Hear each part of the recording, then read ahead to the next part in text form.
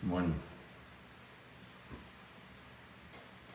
Today is the Rebbe's anniversary, so I picked up the Sefer, the Tzemach Tzedek's teachings, and I picked something that spoke about Ketzad Merachtim Lifnei Hakala. How do you dance before the bride? And I figured we should learn that together, especially since it talks about how that relates to a whole different dynamic that will be in the future to come, that the dance before the Kala is a circle. Welcome. Typically, good to see you. Typically, through thousands of years of history, the rhythm has been a dance that goes in and out. Like the circle dances emphasize how you come in, you come together, but then there is a drawing back. So ratza v'shev, running, racing towards unity, and then returning. That rhythm is part of nature. God made the world in such a way that you have a sabbatical and then a descent into the mundane world where you're supposed to be occupied with different things, because typically throughout history the 7-day cycle has this rhythm, because there is the necessity for avodas habirurim, to interact with the mundane world, find the good in it and take it out and preserve it for the Shabbos, or the sabbatical, to enjoy.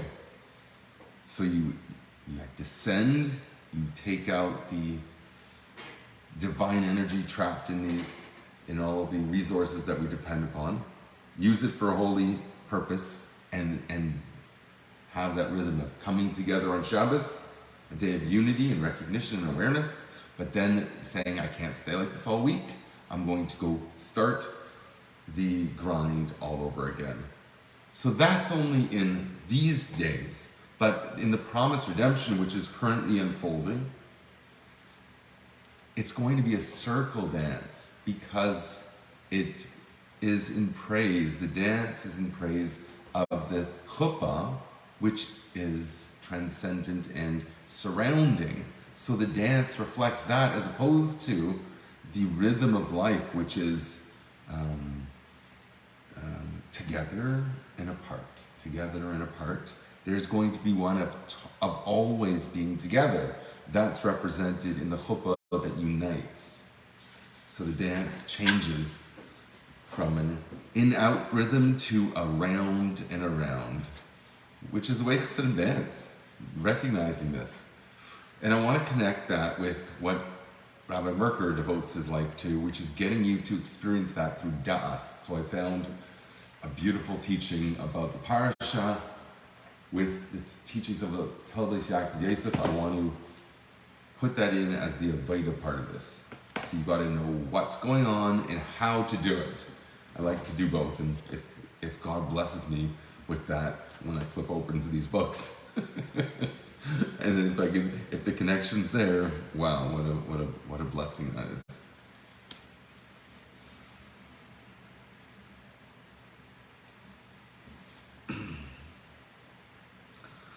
So in honor of the Rebbe's anniversary, I want to learn the final paragraph of this mimer. I introduced it, so you got some of the context. How do you dance before the bride? Now the way you dance is, so here you can learn from the Tzemach Tzedek how to dance. Thank you for that good wishes.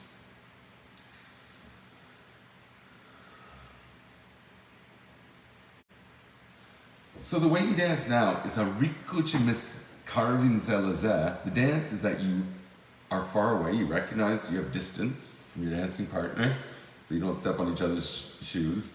V'achakach chayzrim, but you come back, umisrachakim, no. So you come close from afar and then distance yourself again in that rhythm that we were talking about. And you get close again. And that's the way pleasure happens. The Tzemach Tzedek teaches us. It's close, far. Just like two lovers, that didn't see each other for a long time, and then they come close.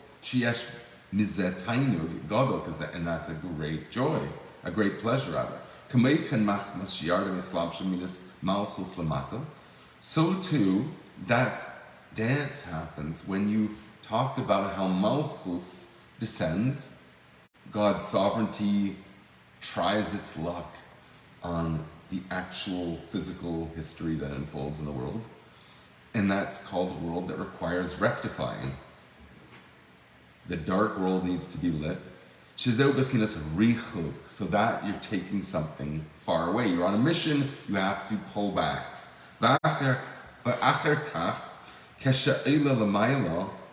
And then afterwards, when Malchus finally ascends, you go 6 days before a sabbatical. And the kala comes close to the groom. The bride approaches the groom.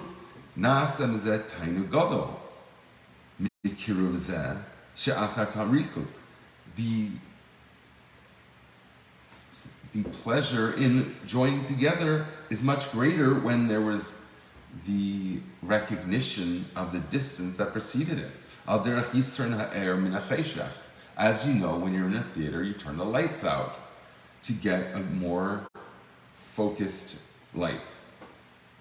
Shehi Shava al Beis Aviha, which is described as returning to the house of her father. So Malchus goes back to the house of her father, comes into the world to allow for this great reunion. The funny thing is, you don't stop with one instance of this, the days cycle, the weeks cycle. And in a greater period looked at, when you zoom out far enough, there's 6,000 years of mortal experience and 1,000 years of something beyond that. So the world itself has this rhythm in a grand macrocosmic perspective. So it continues. It's not just a say, there's a shuv. Why would you go back? Just like every Shabbos, that's at the end of the week. The kala, the bride, the one who did the work, right? The kala is the one who has to prepare so long. The groom just walks in there and dusts off his lapel that he rented. The kala had to prepare herself, dieting for many months before the wedding. Why would you want to go through that again? But yet we do every week. When Shabbos arrives, Bayi Kala, we say, come the bride. Welcome her to the higher realm. She's ascended. So Malchus comes up. But the week goes back to Sunday. And you start it all again. There's another descent for the mission. And then you have another sabbatical. And you get close again. You devote yourself more directly to God's ultimate plan, which is for the world to have a sabbatical, that all the work will be now enjoyed. So 1,000 years of enjoyment, I think you'd agree with me. And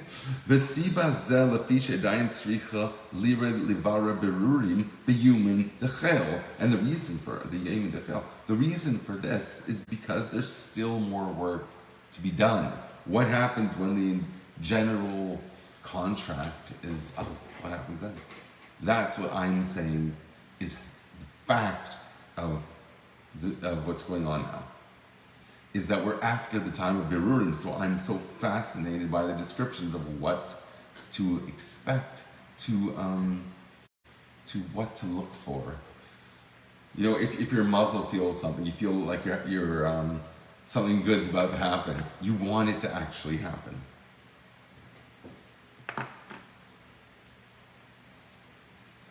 So on Shabbos, there's this ascent. Ki mi shetarach be'erev Shabbos, as we say, that one who works on the eve of Sabbath gets to rest. V'lechen, be'emes ein kol Shabbos k'mei Shabbos she'avar, ki hu b'chinas aliyah chadasha. So what's the point of this whole rhythm?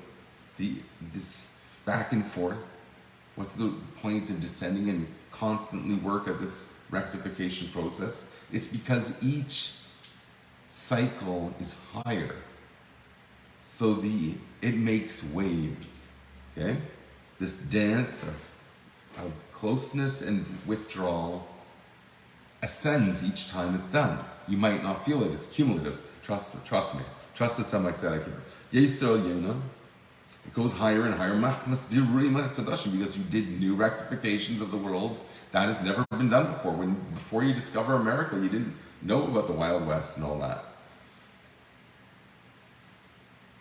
And all that came out of it, including the winning of the Second World War because of discoveries. Discovery of America, make a land where that has really contained from its enemies, and see what it can do if you have to get rid of a very bad ideological wave. The Wave, ever saw that movie? And that's why it says that I dance before you.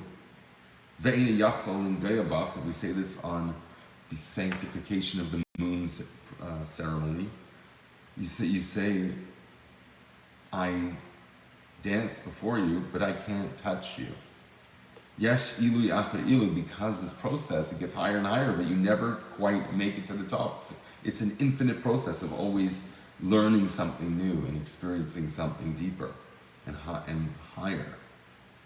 So every week cycles through in a higher way, and you can never quite reach the end. It's not about us to decide that we've reached the end. It's about Hashem saying, okay, enough of that. Now we're going to do something a little different. Welcome. We're going to do something a little different now. Mashiach teaches the world. And we have to understand what that is, so we stop focusing and spending all of our time. A poor balabas these days, a rich poor balabas these days, the average guy in the shul, does not have more than an hour on Sunday to devote to learning. I promise you that. So why take that precious hour and do anything but learn this stuff to make this real, so we finally can get caught up with what's actually here? That's the opening of the eyes that we've always talked about here.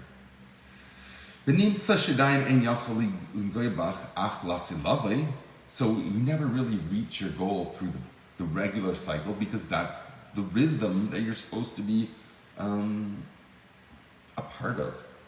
The rhythm's going to change, okay? In the future to come, when we've completed and fulfilled all of the necessary rectifications, all the challenges and difficulties we've had through thousands of years, all that has finally been completed. And now we go into a state of eternal tranquility that we hear about when we were kids. And then the dance is not one of this drawing back anymore. That part of the dance is missed out. So how do you express the closeness? That's the Chuppa that creates the space of intimacy, symbolically at the wedding. It's the Sevev Kol Almin. It's the circle dance as opposed to the rhythm of departure. There's going to be a constant connection.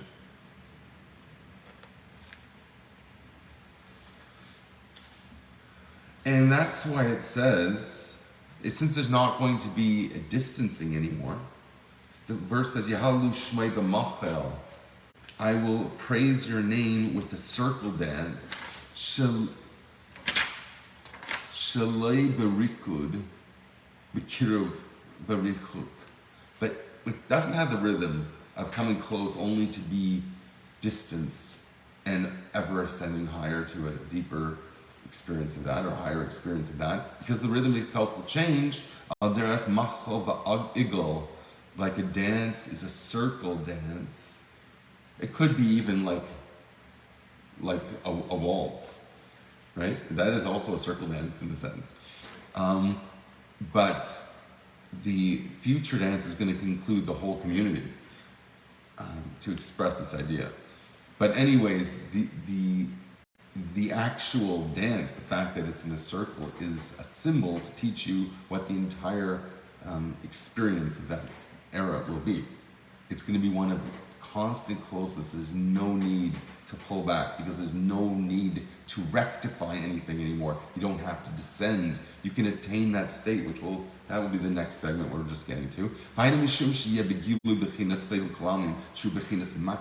Because that is when the transcending the system, the whole rules, will be experienced. The circle dance, where you're always close and there's no need to confront anymore. Everything has been faced. I always speak about that in my haiku.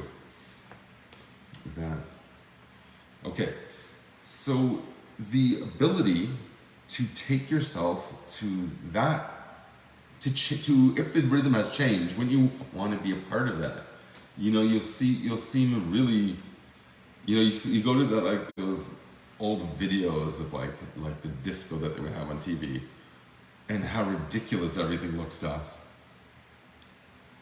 in those. When you go through different phases, it represents really retro. Anyways, the ability to change the rhythm, and like if you're one of the guys at those scenes that you're doing, it's like Back to the Future when he starts playing the heavy metal guitar. If it gets too out of place, what are you doing there? So you got to know where we are now, and the way to do that is through, guess what? Da'as. That's what takes us there. The Teldis Yaakov Yosef here will explain the difference in the way Da'as. It's interesting because we called it the generation that came out of Egypt as the Der Deah, the generation that had Da'as. But here we're going to learn something that says that the Da'as that they had, the experience that they saw, the plagues and everything, was not something that they maintained. It was something imposed, and therefore they depended on it. They depended on that, and they really lacked their own natural ability in Das. They depended on miracles all the time to experience the closeness of Hashem. The way it will be in the future to come will not be like that, where we have this closeness and far withdrawal, because the miracle only lasts so long. You can't watch the whole movie with one special effect of the. You gotta you gotta move on.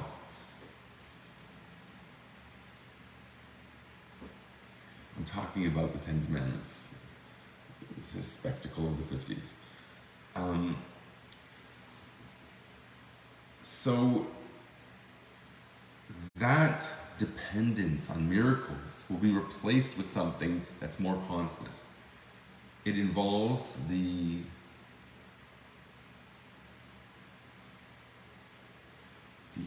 harnessing of the power called Das. Thank you. Welcome. The power of Das can take you there. So the exile in Egypt was the idea of the intrusion of being distant. There was no Das. The perception that there is one creator.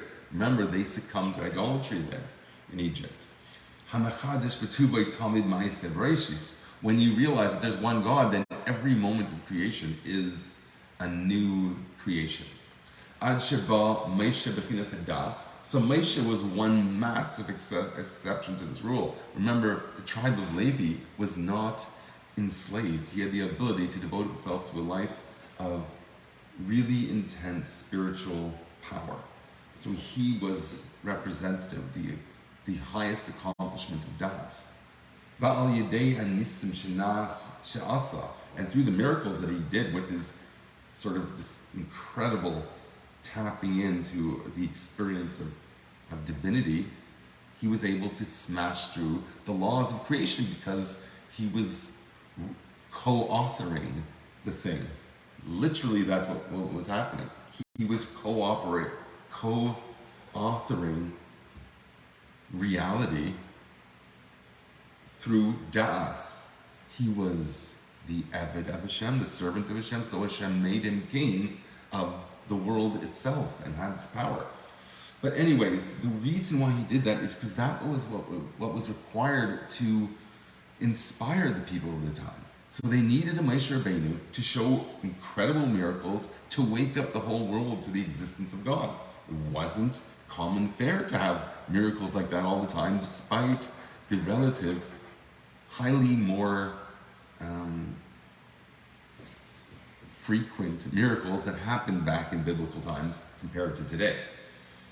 Nevertheless, they depended on those miracles and did not have Das. Moshe comes along and revolutionizes everything and is making a tremendous spectacle to inspire them.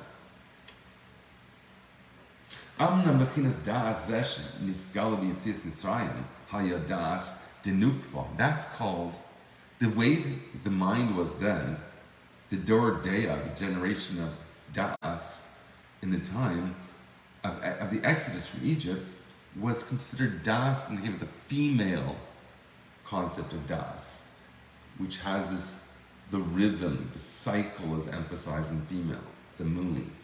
Das de Dechera. But when we're talking about God's connection, God's Das, God's experience, whatever that's supposed to mean, we're going to experience that in the future to come, and in the times of Mashiach. As it says in Isaiah 30:20, it says, then your eyes will see your master. What does that mean?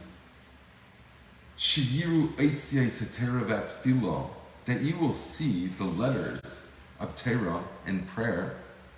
That you learn and pray. They will be before your eyes. The truth of them will be apparent.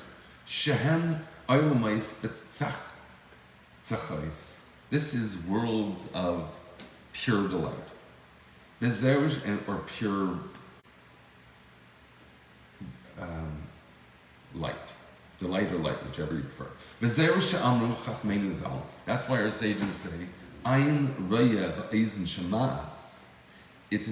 God is described as having an eye that sees and an ear that hears. The Rebbe would speak about this in order to put the fear of God in the nations of the world, to let them know that there is accountability because there is a record of everything. Now you see through technology, the Rebbe even suggested that, and I mean before the explosion of the internet, that everything is recorded. There is a paper trail that is just made out of binary code. So it's so easy for us to understand how there's accountability if everything is recorded. The purpose of these anti-Semites, Yimach Shema V'Zichram, coming out and saying this is simply to show how they're going to be destroyed by outing themselves as evil. I promise you that. V'zeu she'amar Baal Haggadah.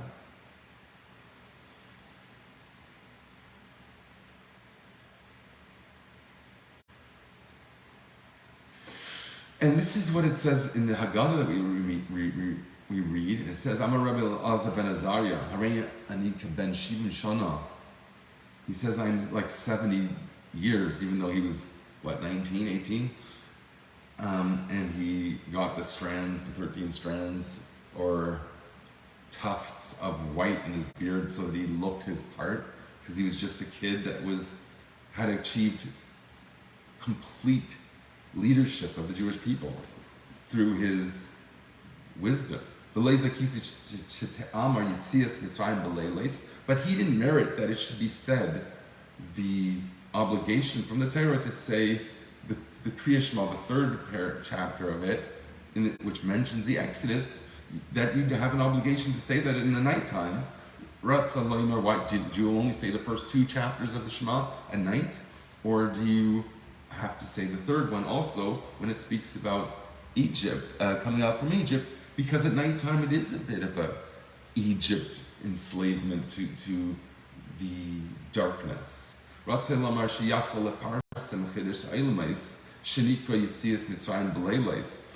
The Rebbe here, the Elazar ben Azariah, was saying that he did not. What does he mean? He didn't merit to say that. That's a strange way of saying it, because he meant to say that he wasn't able to publicize this innovative idea, but he heard someone else darshan it, right? Until Ben Zayma said it, then he had the power to make that happen.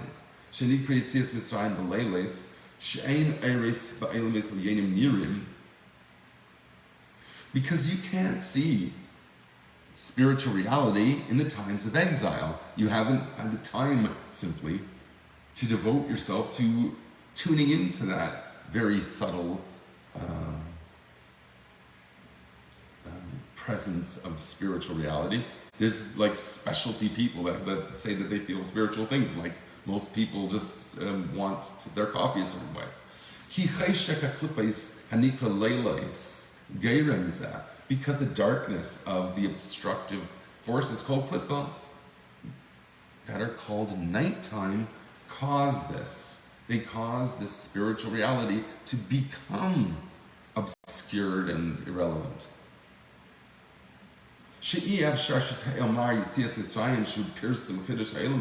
That you can't say the idea of the Exodus from Egypt, which is the publicity of the fact that God creates the world anew every moment.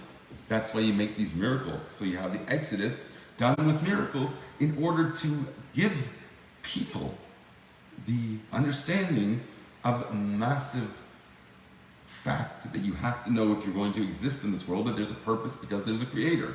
So the miracles brought you very close to that, you would actually experience that awareness. Darsha Ben Zayma. So Ben Zayma was someone who darshan it, this teaching. Kisagulas hadrasha l'shabar klippas, because there is power in the rabbi uttering this opinion to destroy klippa, to shatter it.